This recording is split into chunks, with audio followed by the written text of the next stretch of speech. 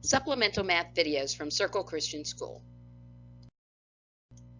Today's video is how to set up your 3-ring binder and just a reminder of what your homework front page should look like.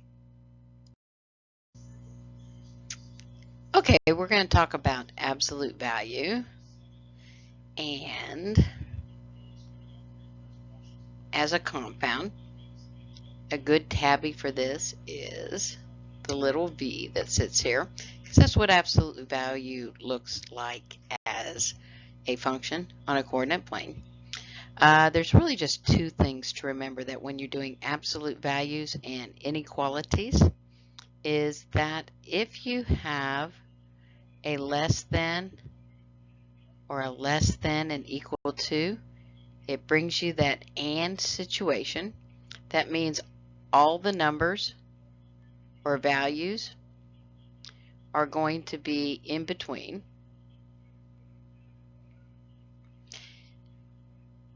And if you have a situation where you've got the greater than or the greater than and equal to, then you're going to have a or type of situation in an inequality, and the numbers or the values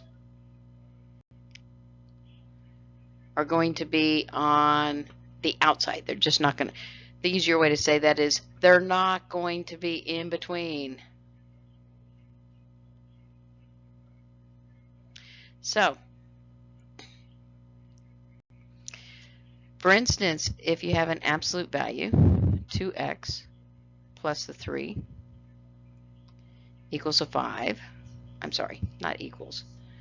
Let me use my whiteout. There it is less than the 5. Then your situation means that it is actually going to be in between values. So whatever your answer is means it's going to be in between here. So your setup is going to be taking the absolute value here, which can be either positive or negative, and you're going to put it in between. The two possible values, I mean, you're going to have a positive 5 as a possibility of what happened in there and a negative 5. So we're going to have our negative 5 here, going to have our positive 5 here, and since our value is an less than, and I'm going to just include these here and put the 2x plus the 3 in between. And now you're just going to solve it same way. Use that little fence of equality here, and the whole thing is to get the x all by itself. So we're going to go minus 3 and a minus 3 on both sides of the fence here. That's kind of what happens with an inequality.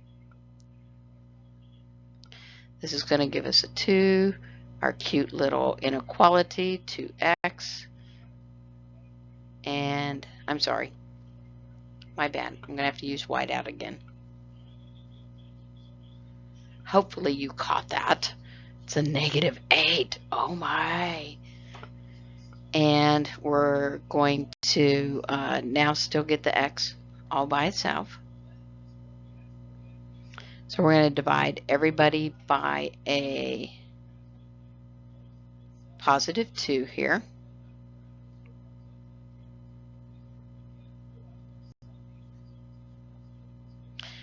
United we fall, divided by all. It's pretty much how that works in algebra. And so this is going to be a negative 4 less than the x, that's the whole thing. What's in between here?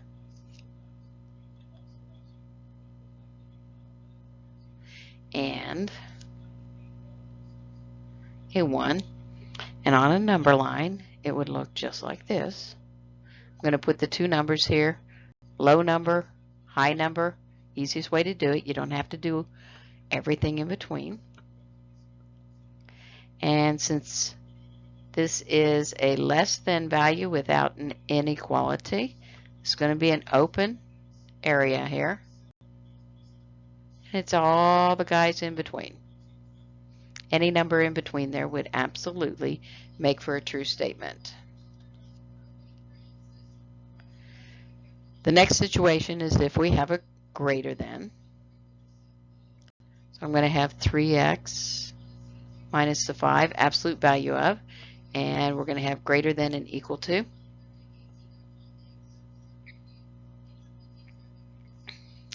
A 18 here. And because we have the greater than value, we know we have an or situation. That means on a number line, we're actually talking about the guys on the outside, not the in-betweens. So all the guys that are less than and all the guys that are greater than. So what we're going to have to do is set this up so that we have a positive 18. That's the guys over here, something that's going to equal a positive 18. Then we got the negative 18s. So I'm going to take my equation here and set it to the both an or situation. So I have 3x minus the 5. And remember, this is all the guys that are less than, because up here these are less than guys. So negative 18. And I have 3x minus the 5 is greater than the values of positive 18. So that's all the guys that are sitting right here on the other side. And same thing, we're just going to solve the equations. Same way, add a 5, add a 5. Going to give us a 3x less than and equal to. And it's not really a triangle. Little funny things happened on with the pen. Negative 18, take away the 5 is a negative 13. So we're going to divide by the 3 and divide by the 3.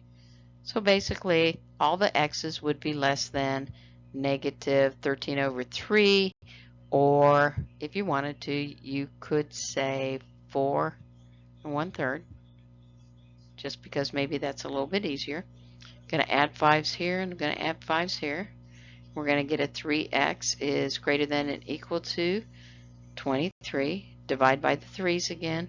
You know how to do this. I am so confident in you. And so we're going to have the x is greater than and equal to, in this case, just so I can change it to something that is a mixed number and easier to put it on a type of graph. 3 goes into that at least 7 times with 2 left over and 2/3. And those are your two values. You put them on a number line here. Same thing. One of them is going to be negative 4 1/3. You only need the two values. You don't have to put the 0 and everybody else in between. We get the idea, and 2/3.